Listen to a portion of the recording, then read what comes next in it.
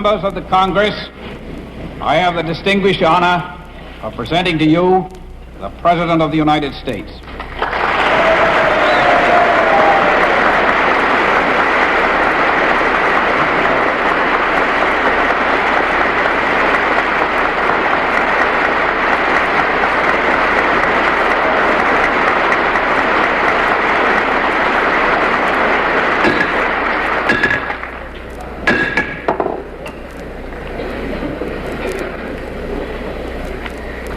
Mr. President, Mr. Speaker, members of the 83rd Congress, for the warmth of your reception, my deep and grateful thanks. I welcome the honor of appearing before you to deliver my first message to the Congress. It is manifestly the joint purpose of the congressional leadership and of this administration to justify the summons to governmental responsibility issued last November by the American people.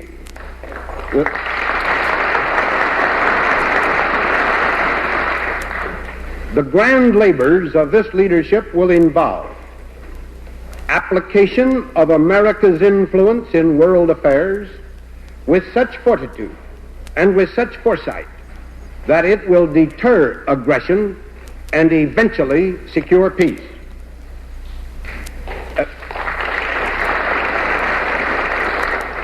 Next, the establishment of a national administration of such integrity and such efficiency that its honor at home will ensure respect abroad.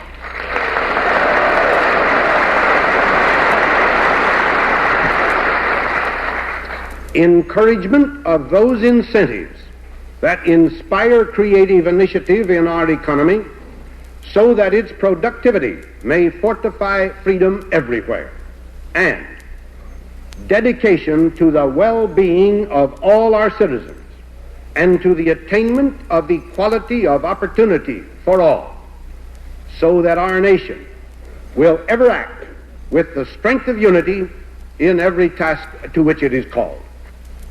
The purpose of this message is to suggest certain lines along which our joint efforts may immediately be directed toward realization of these four ruling purposes. The time that this administration has been in office has been too brief to permit preparation of a detailed and comprehensive program of recommended action to cover all phases of the responsibilities that devolve upon our country's new leaders. Such a program will be filled out in the weeks ahead of us, as, after appropriate study, I shall submit additional recommendations for your consideration. Today can provide only a sure and substantial start. Our country has come through a painful period of trial and disillusionment since the victory of 1945. We anticipated a world of peace and cooperation. The calculated pressures of aggressive communism have forced us instead to live in a world of turmoil. From this costly experience, we have learned one clear lesson. We have learned that the free world cannot indefinitely remain in a posture of paralyzed tension.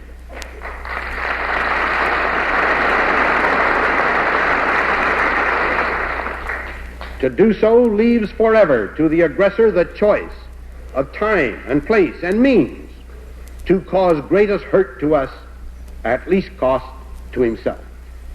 This administration has therefore begun the definition of a new positive foreign policy.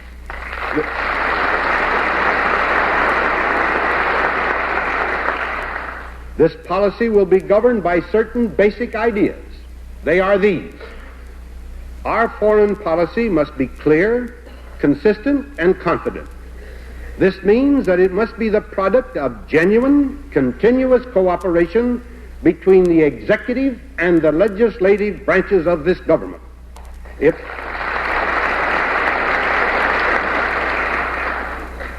must be developed and directed in the spirit of true bipartisanship.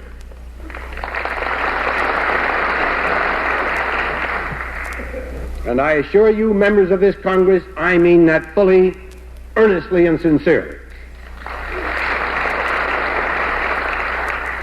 The policy we embrace must be a coherent global policy. The freedom we cherish and defend in Europe and in the Americas is no different from the freedom that is imperiled in Asia. Our policy, dedicated to making the free world secure, will envision all peaceful methods and devices, except breaking faith with our friends. We shall never acquiesce in the enslavement of any people in order to purchase fancied gain for ourselves.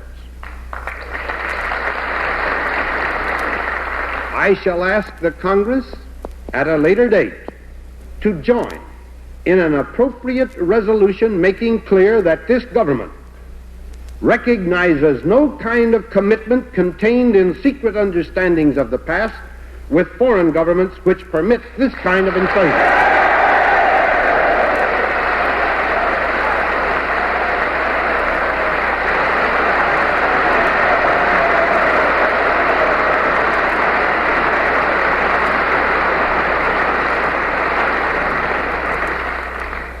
The policy we pursue will recognize the truth that no single country, even one so powerful as ours, can alone defend the liberty of all nations threatened by communist aggression from without or subversion within. Mutual security means effective mutual cooperation. For the United States, this means that, as a matter of common sense and national interest, we shall give help to other nations in the measure that they strive earnestly to do their full share of the common task.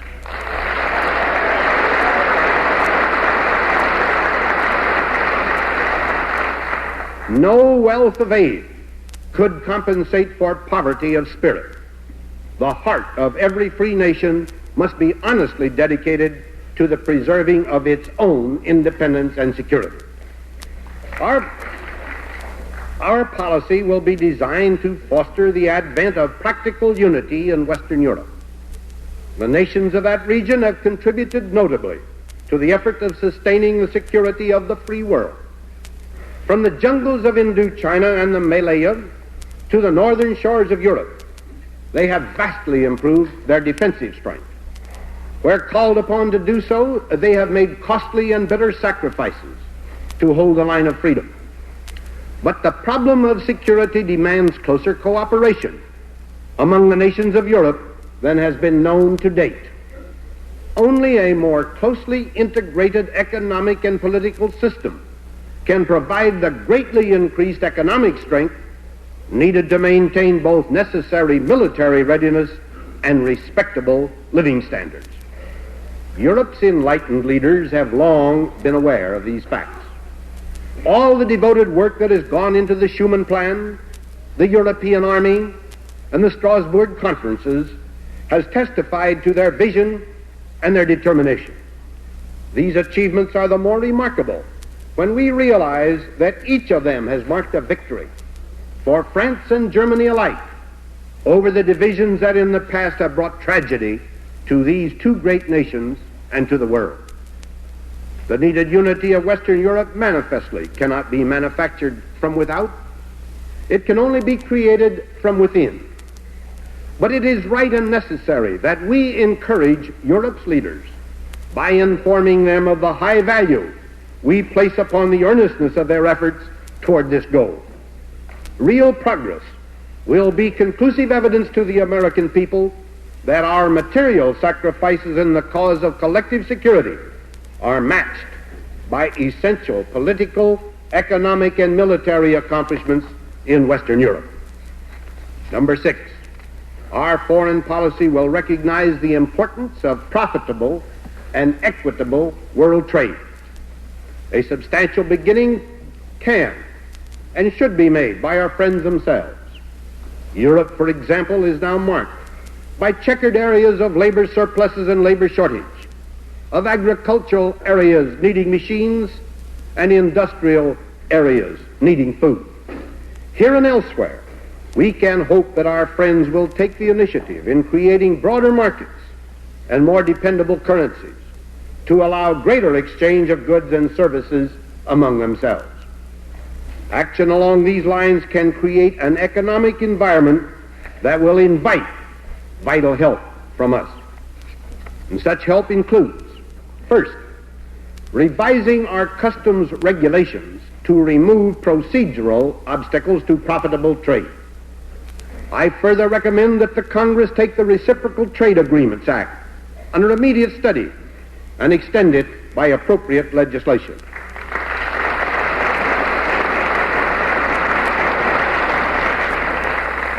This objective must not ignore legitimate safeguarding of domestic industries, agriculture, and labor standards.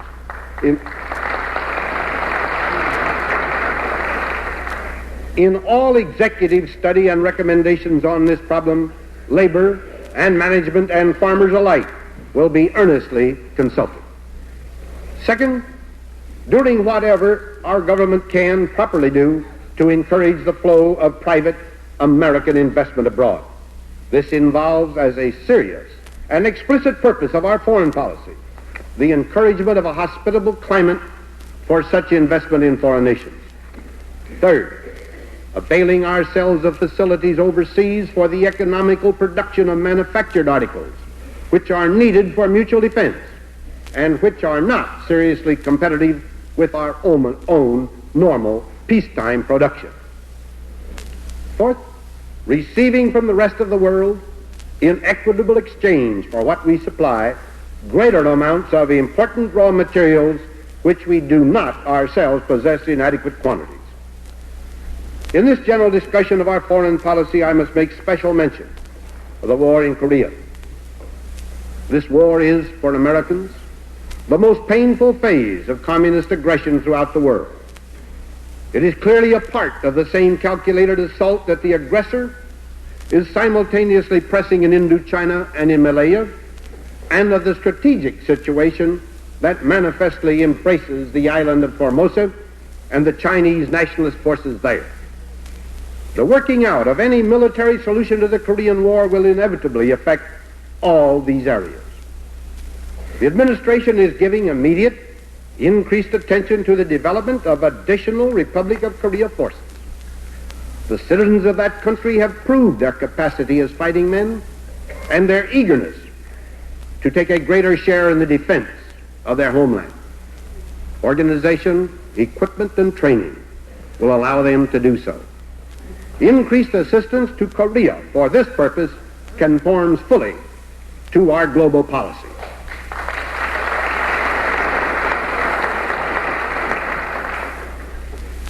In June 1950, following the aggressive attack on the Republic of Korea, the United States 7th Fleet was instructed both to prevent attack upon Formosa and also to ensure that Formosa should not be used as a base of operations against the Chinese Communist mainland.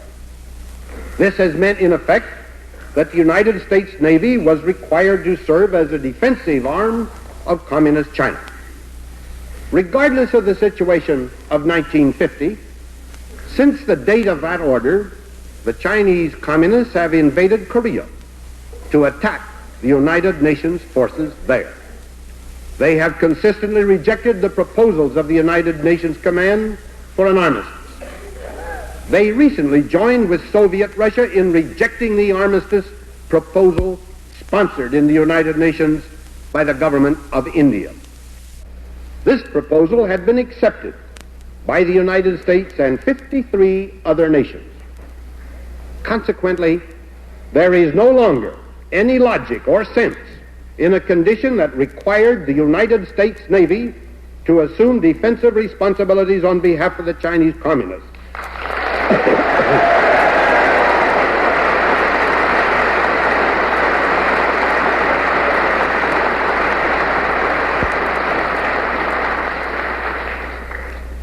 This permitted those communists with greater impunity to kill our soldiers and those of our United Nations allies in Korea.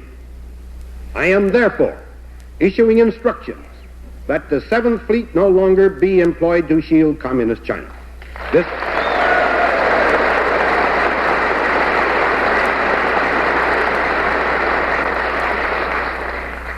permit me to make crystal clear. This order implies no aggressive intent on our part, but we certainly have no obligation to protect a nation fighting us in Korea.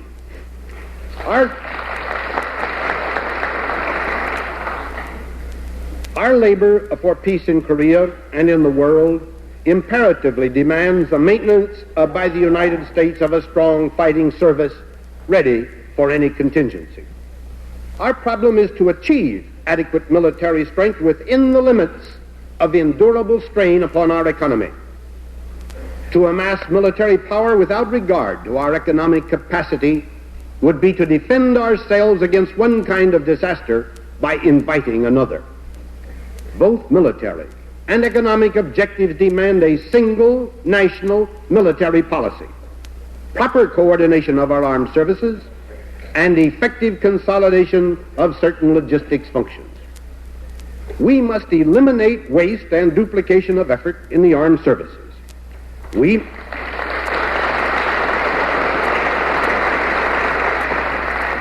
must realize clearly that size alone is not sufficient. The biggest force is not necessarily the best force. We want the best. We must not let traditions or habits of the past stand in the way of developing an efficient military force. All members of our forces must be ever mindful that they serve under a single flag and for a single cause.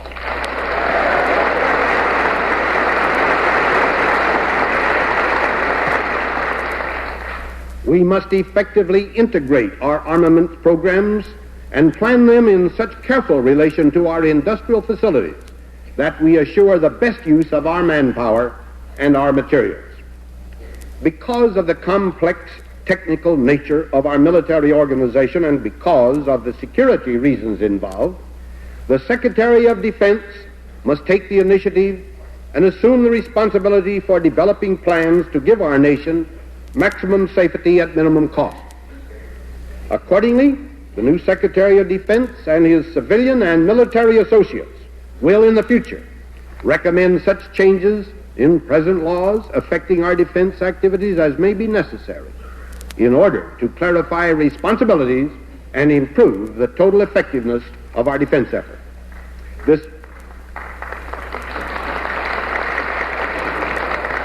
This effort must always conform to policies laid down in the National Security Council.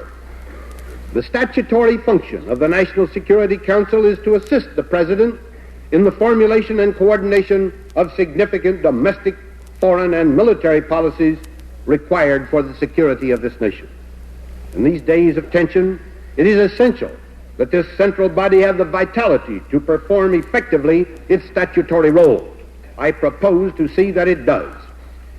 Careful formulation of policies must be followed by clear understanding of them by all peoples. A related need, therefore, is to make more effective all activities of the government related to international information. I have recently appointed a committee of representative and informed citizens to survey this subject and to make recommendations in the near future for legislative, administrative, or any other action. A unified and dynamic effort in this whole field is essential to the security of the United States and of the other peoples in the community of free nations. There is but one sure way to avoid global war, and that is to win the Cold War.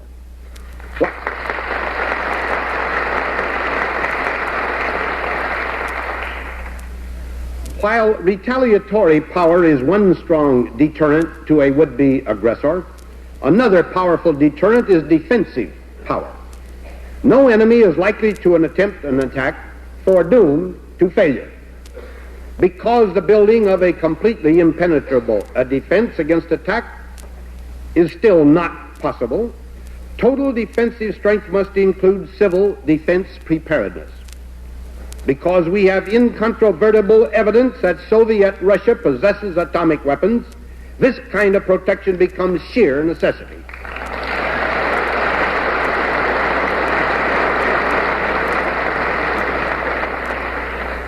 Civil defense responsibilities primarily belong to state and local governments, including the recruiting, training and organizing volunteers to meet any emergency.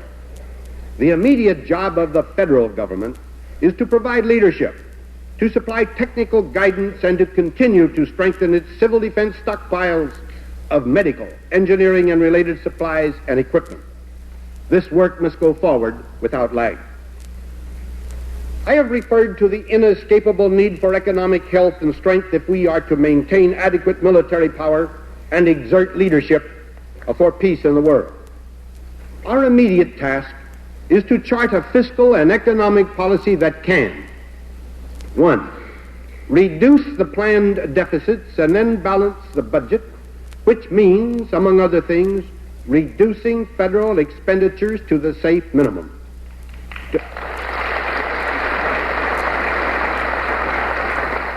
2. This policy must be able to meet the huge costs of our defense. 3. Properly handle the burden of our inheritance of debt and obligations. 4. Check the menace of inflation. 5. Work toward the earliest possible reduction of the tax burden. 6. Make constructive plans to encourage the initiative of our citizens. It is important that all of us understand that this administration does not and cannot begin its task with a clean slate. Much already has been written on the record beyond our power quickly to erase or to amend. This record includes our inherited burden of indebtedness and obligations and deficits.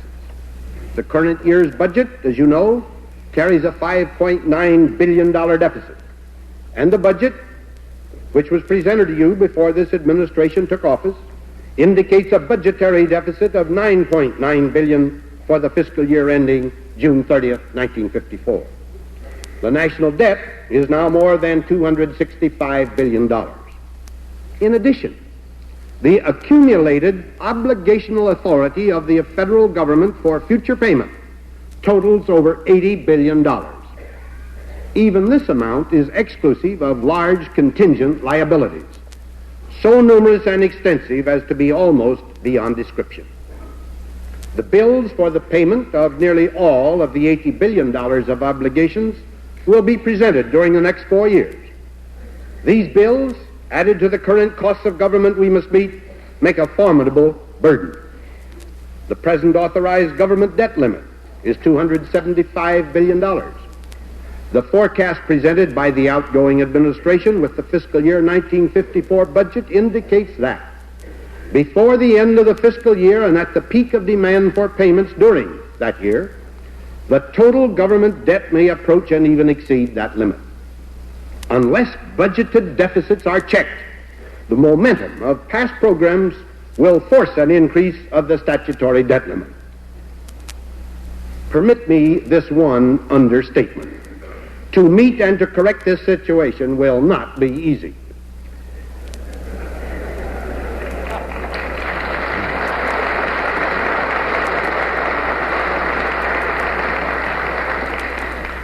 And now, permit me this one assurance. Every department head and I are determined to do everything we can to resolve it.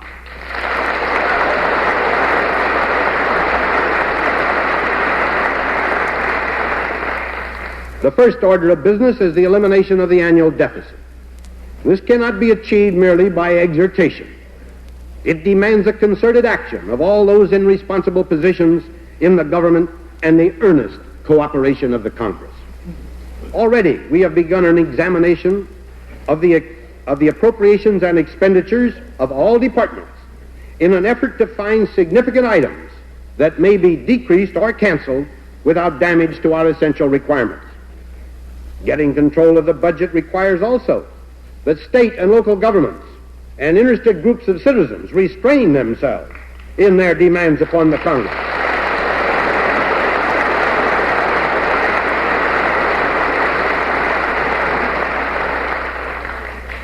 A balanced budget is an essential first measure in checking further depreciation in the buying power of the dollar.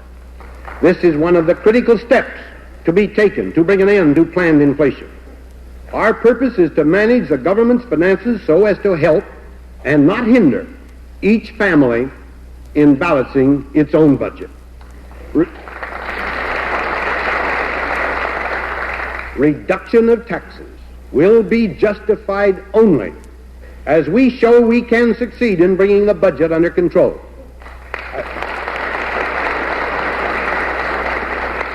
As the budget is checked, as the budget is balanced and inflation checked, the tax burden that today stifles initiative can and must be eased.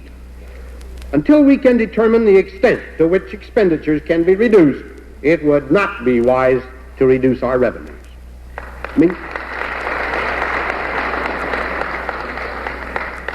Meanwhile, the tax structure as a whole demands review. The Secretary of the Treasury is undertaking the study immediately. We must develop a system of taxation which will impose the least possible obstacle to the dynamic growth of the country. This includes particularly real opportunity for the growth of small businesses. Many readjustments in existing taxes will be necessary to serve these objectives and also to remove existing inequities. Clarification and simplification in the tax laws, as well as the regulations, will be undertaken. In the entire area of fiscal policy, which must, in its various aspects, be treated in recommendations to the Congress in coming weeks, there can now be stated certain basic facts and principles. First, it is axiomatic that our economy is a highly complex and sensitive mechanism.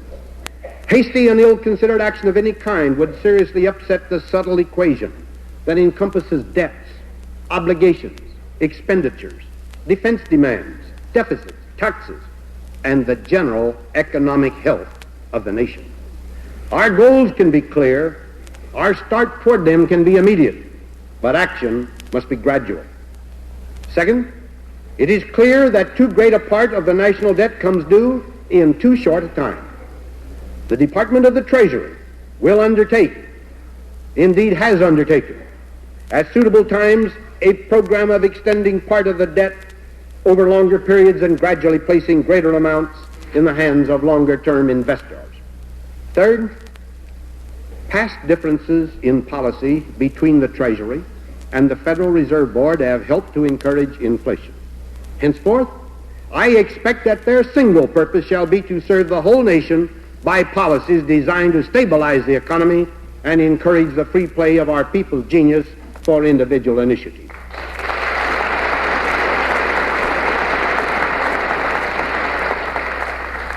In encouraging this initiative, no single item in our current problems has received more thoughtful consideration by my associates and by the many individuals called into our councils than the matter of price and wage control by law. The great economic strength of our democracy has developed in an atmosphere of freedom. The character of our people resists artificial and arbitrary controls of any kind. Direct controls, except those on credit, deal not with the real causes of inflation, but only with its symptoms. In times of national emergency, this kind of control has a role to play. Our whole system, however, is based upon the assumption that, normally, we should combat wide fluctuations in our price structure by relying largely on the effective use of sound fiscal and monetary policy and upon the natural workings of economic law. Moreover, American labor and American business can best resolve their wage problems across the bargaining table.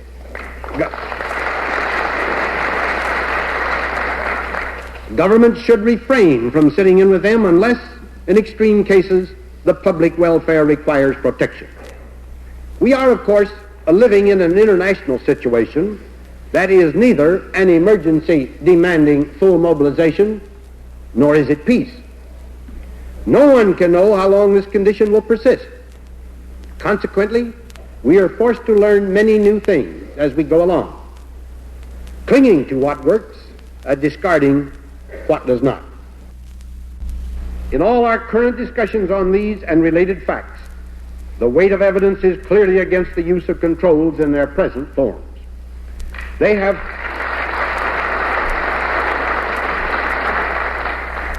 proved largely unsatisfactory or unworkable. They have not prevented inflation. They have not kept down the cost of living.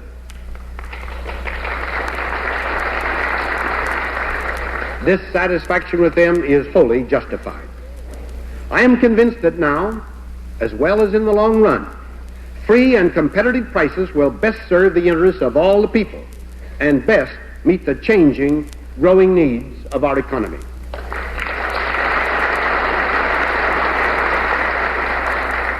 Accordingly, I do not intend to ask for a renewal of the present wage and price controls on April 30th, 1953.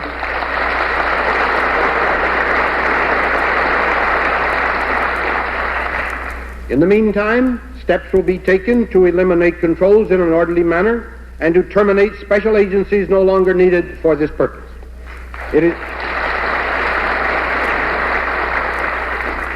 It is obviously to be expected that the removal of these controls will result in individual price changes.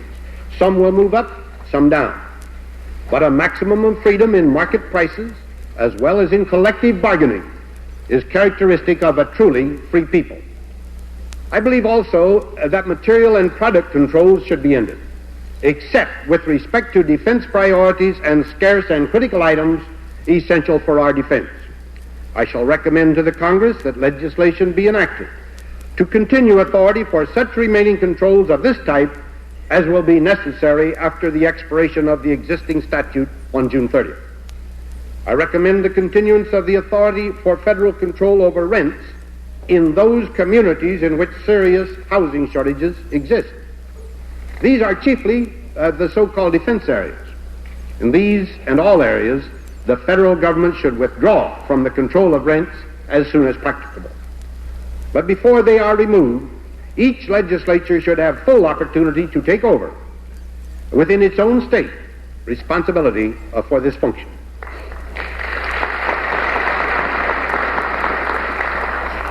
Now, it would be idle to pretend that all our problems in this whole field of prices will solve themselves by mere federal withdrawal from direct controls. We shall have to watch trends closely. If the freer functioning of our economic system, as well as the indirect controls which can be appropriately employed, prove insufficient during this period of strain and tension, I shall promptly ask this Congress to enact such legislation as may be required. In facing all these problems, wages, prices, production, tax rates, fiscal policy, deficits, everywhere we remain constantly mindful that the time for sacrifice has not ended, but we are concerned with the encouragement of competitive enterprise and individual initiative, precisely because we know them to be our nation's abiding source of strength. Our vast world responsibility accents with urgency our people's elemental right to a government whose clear qualities are loyalty, security, efficiency, economy, and integrity.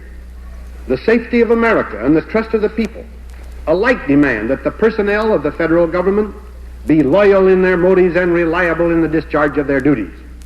Only a combination of both loyalty and reliability promises genuine security. To state this principle is easy.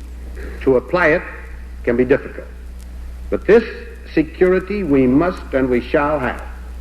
By way of example, all principal new appointees to departments and agencies have been investigated at their own request by the Federal Bureau of Investigation.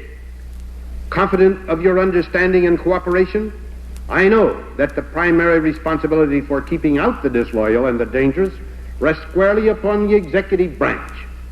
When this branch so conducts itself as to require policing by another branch of the government, it invites its own disorder and confusion. I am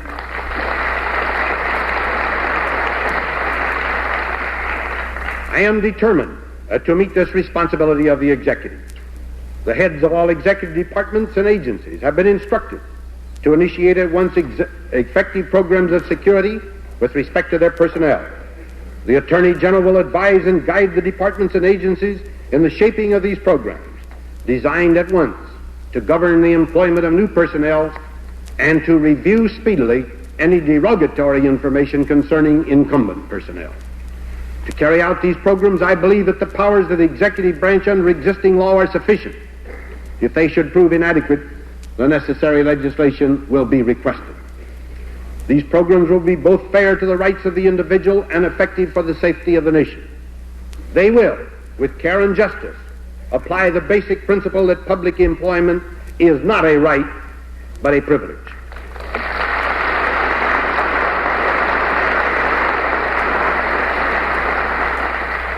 All these measures have two clear purposes. Their first purpose is to make certain that this nation's security is not jeopardized by false servants. Their second purpose is to clear the atmosphere of that unreasoned suspicion that accepts rumor and gossip as substitutes for evidence. Our people, of course, deserve and demand of their federal government more than security of personnel. They demand also efficient and logical organization, true to constitutional principles. I have already established a committee on government organization. The committee is using as its point of departure the reports of the Hoover Commission and subsequent studies by several independent agencies. To achieve the greater efficiency and economy which the committee analyses show to be possible, I ask the Congress to extend the present Government Reorganization Act for a period of 18 months or 2 years beyond its expiration date of April 1st, 1953. There is more involved here than realigning the wheels and smoothing the gears of administrative machinery. The Congress rightfully expects the executive to take the initiative in discovering and removing outmoded functions and eliminating duplication. One agency, for example, whose head has promised early and vigorous action to provide greater efficiency is the Post Office. One of the oldest institutions of our federal government, its service should be the best. Its employees should merit and receive the high regard and esteem of the citizens of the nation.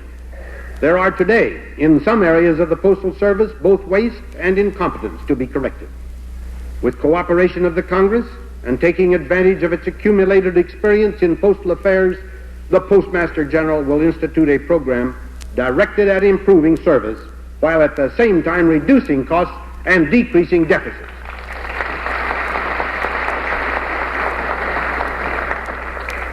In all departments, dedication to these basic precepts of security and efficiency, integrity and economy can and will produce an administration deserving of the trust the people have placed in it. Our people have demanded nothing less than good, efficient government. They shall get nothing less. Vitally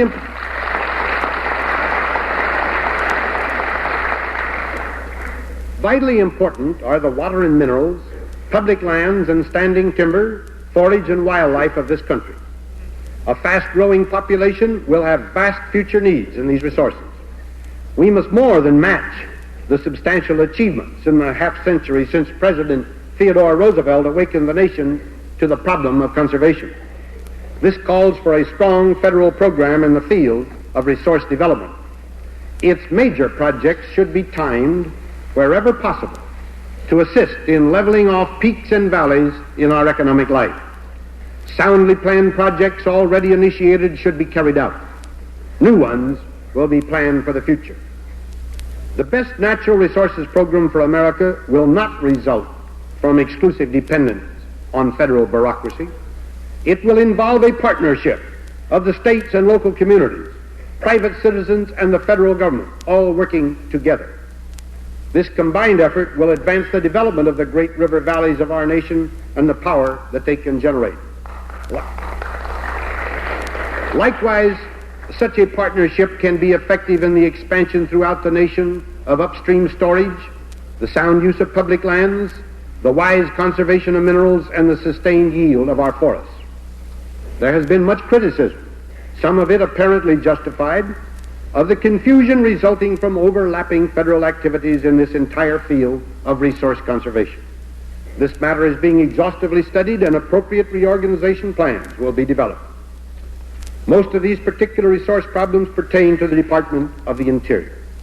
Another of its major concerns is our country's island possessions. Here, one matter deserves attention. The platforms of both political parties promised immediate statehood to Hawaii. The people of that territory have earned that status. Statehood should be granted promptly with the first election scheduled for 1954.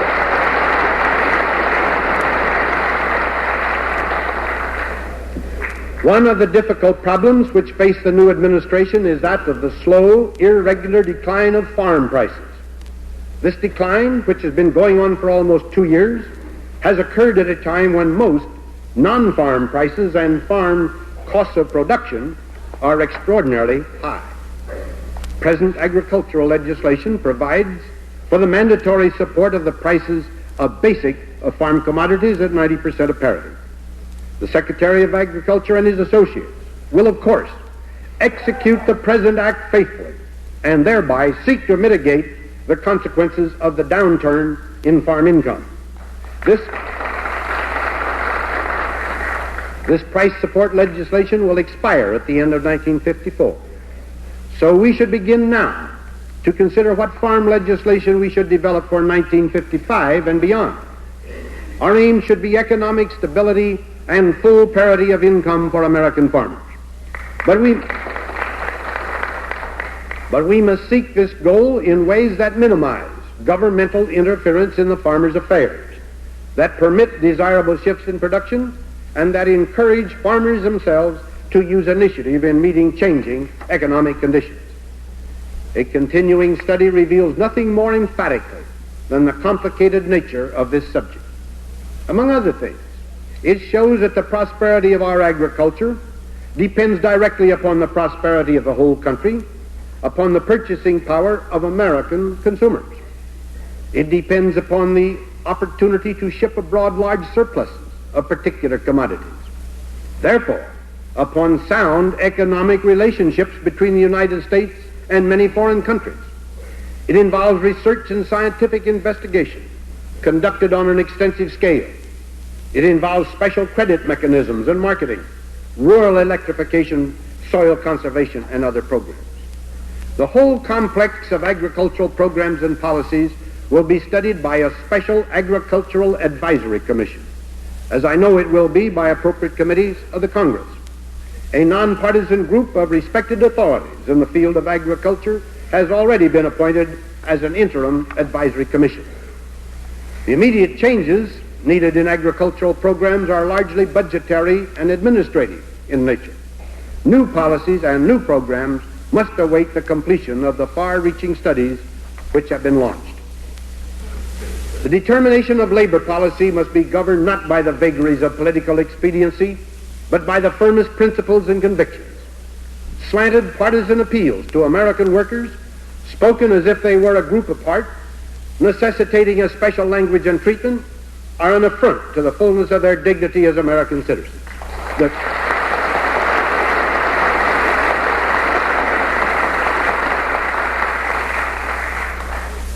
The truth in matters of labor policy has become obscured in controversy. The very meaning of economic freedom as it affects labor has become confused. This misunderstanding has provided a climate of opinion favoring the growth of governmental paternalism in labor relations. This tendency, if left uncorrected, could end only by producing a bureaucratic despotism. Economic freedom is, in fact, the requisite of greater prosperity for every American who earns his own living. In the field of labor legislation, only a law that merits the respect and support of both labor and management can help reduce the loss of wages and of production through strikes and stoppages, and thus add to the total economic strength of the nation. We have now had 5 years' experience with the Labor Management Act of 1947, commonly known as the Taft-Hartley Law. That experience has shown the need for some corrective action, and we should promptly proceed to amend that act. I know that the Congress is already proceeding with renewed studies of this subject. Meanwhile, the Department of Labor is at once beginning work to devise further specific recommendations for your consideration. In the careful working out of legislation, I know you will give thoughtful consideration, as will we in the executive branch, to the views of labor, of management, and of the general public. In this process, it is only human that each of us should bring forward the arguments of self-interest. But if all conduct their arguments in the overpowering light of national interest, which is enlightened self-interest, we shall get the right answers. I profoundly hope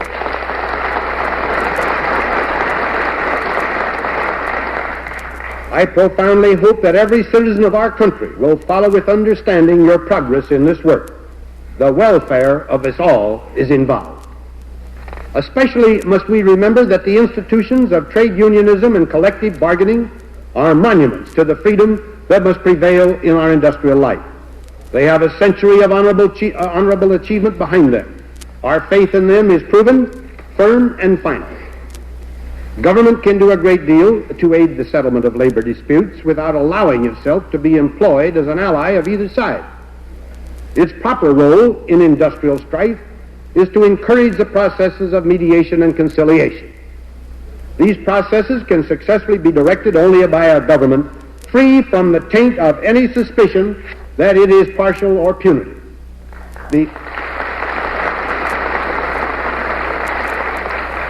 The administration intends to strengthen and to improve the services which the Department of Labor can render to the worker and to the national community. This department was created just 40 years ago to serve the entire nation. It must aid, for example, employers and employees alike in improving training programs that will develop skilled and competent workers. It must enjoy the confidence and respect of labor and industry in order to play a significant role in the planning of America's economic future. To that end, I am authorizing the Department of Labor to establish promptly a tripartite advisory committee consisting of representatives of employers, labor, and public. Now, our civil and social rights form a central part of the heritage we are striving to defend on all fronts and with all our strength. I believe with all my heart that our vigilant guarding of these rights is a sacred obligation binding upon every citizen. To be true to one's own freedom is, in essence, to honor and respect the freedom of all others. A cardinal ideal in this heritage we cherish is the equality of rights of all citizens of every race and color and creed. We know that discrimination against minorities persists despite our allegiance to this ideal. Such discrimination, confined to no one section of the nation, is but the outward testimony to the persistence of distrust and of fear in the hearts of men. This fact makes all the more vital the fighting of these wrongs by each individual, in every station of life, in his every deed. Much of the answer lies in the power of fact, fully publicized, of persuasion, honestly pressed, and of conscience, justly aroused. These are the methods familiar to our way of life, tested and proven wise. I propose to use whatever authority exists in the office of the President to end segregation in the District of Columbia, including the federal government, and any segregation in the armed forces.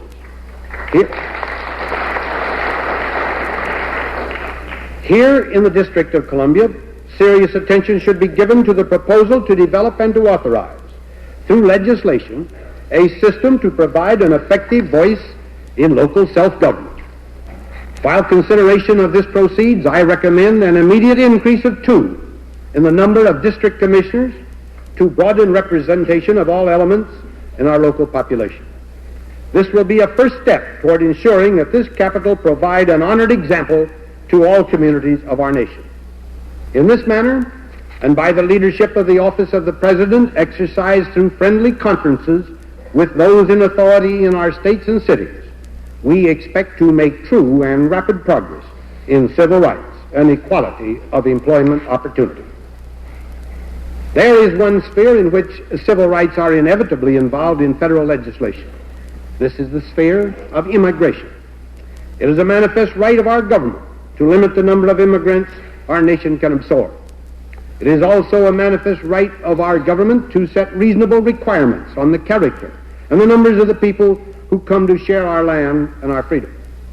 It is well for us, however, to remind ourselves occasionally of an equally manifest fact.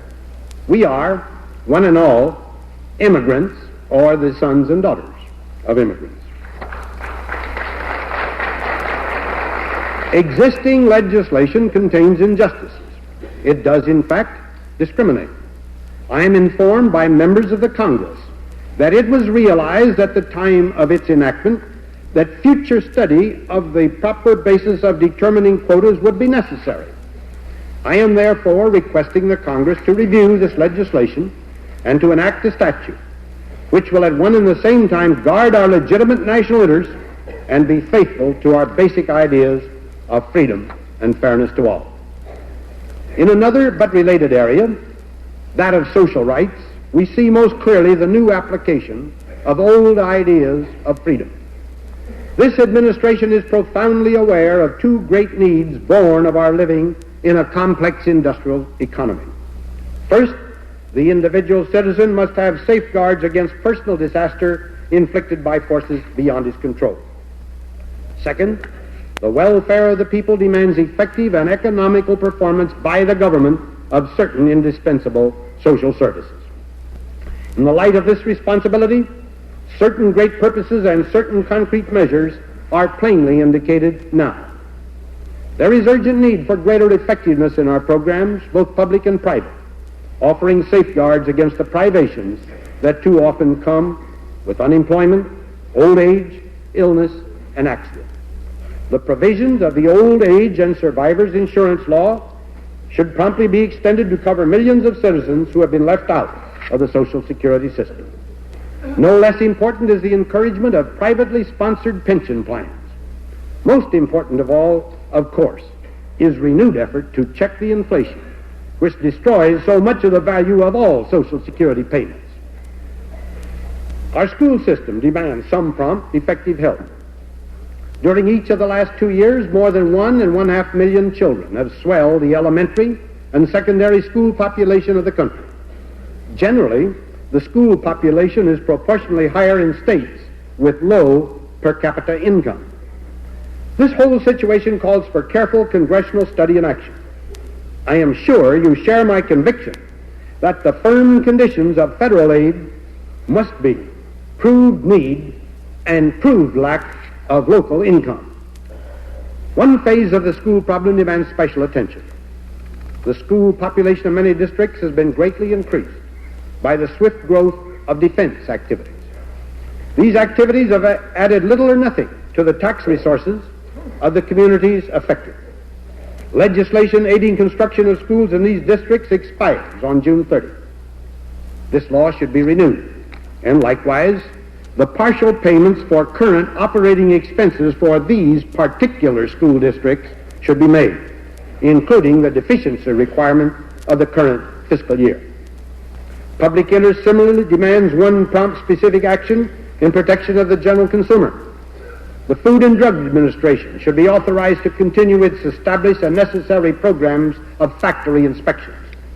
The invalidation of these inspections by the Supreme Court on December 8, 1952, was based solely on the fact that the present law contained inconsistent and unclear provisions. These should be promptly corrected. I am well aware that beyond these few immediate measures there remains much to be done. The health and housing needs of our people call for intelligently planned programs. Involved are the solvency of the whole security system and its guarding against exploitation by the irresponsible. To bring clear purpose and orderly procedure into this entire field, I anticipate a thorough study of the proper relationship among federal, state, and local programs. I shall shortly send you specific recommendations for establishing an appropriate commission, together with a reorganization plan defining new administrative status for all federal activities in health, education, and Social Security. I repeat that there are many important subjects of which I make no mention today. Among these is our great and growing body of veterans. America has traditionally been generous in caring for the disabled and the widow and the orphan of the fallen. These millions remain close to all our hearts. Proper care of our uniformed citizens and appreciation of the past service of our veterans are part of our accepted governmental responsibilities. Now, we have surveyed briefly some problems of our people and a portion of the tasks before us. The hope of freedom itself depends in real measure upon our strength, our heart, and our wisdom. We must be strong in arms. We must be strong in the source of all our armament, our productivity. We all, workers and farmers, foremen and financiers, technicians and builders, all must produce produce more, and produce yet more. We must be strong above all in the spiritual resources upon which all else depends. We must be devoted with all our heart to the values we defend. We must know that each of these values and virtues applies with equal force at the ends of the earth and in our relations with our neighbor next door. We must know that freedom expresses itself with equal eloquence in the right of workers to strike in the nearby factory and in the yearnings and sufferings of the people of Eastern Europe. As our heart summons our strength, our wisdom must direct it. There is, in world affairs, a steady course to be followed between an assertion of strength that is truculent and a confession of helplessness that is cowardly. There is, in our affairs at home, a middle way between untrammeled freedom of the individual and the demands for the welfare of the whole nation. This way must avoid government by bureaucracy as carefully as it avoids neglect of the helpless. In every area of political action, free men must think before they can expect to win. In this spirit must we live and labor, confident of our strength, compassionate in our heart, clear in our mind. In this spirit, let us together turn to the great tasks before us. Thank you very much for your indulgence.